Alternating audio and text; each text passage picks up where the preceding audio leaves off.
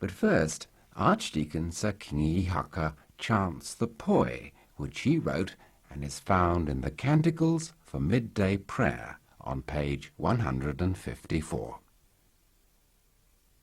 Kia mau, titiro he ngaiwi te kapu takuringa he taonga tēnei nā ngā tūpuna he poi, he poi, he poi hei. Poi poritia, poi takawiri taupatu, ko te tau. Patu, taku poi, kārere taku poi, rere tika atu ana kātau ki ngā pui. Kei reira te toka, kei rangi houa, kei o ihira, ko te toka tēnā. I paua i hoa i te rongo paira i kamau. Hei whakakloria,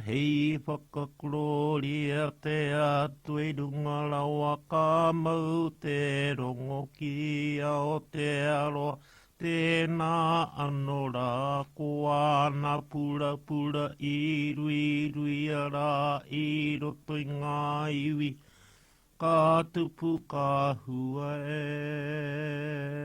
hua nei. Piti rawa atu koe ki a rau kaua koro tawai toa hei mātā mua kei roto wanganui ko te tauri.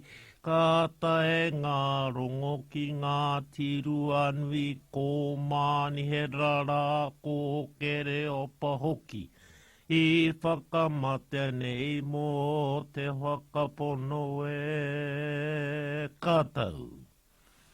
Ka rere taku poe ki te taira whiti kei rere ngaki ana ko taumata kura kei mātātua ko ngā kukura kei te arawa ko i haiwa. Kei roto ka hungunu ko te werara i te wera.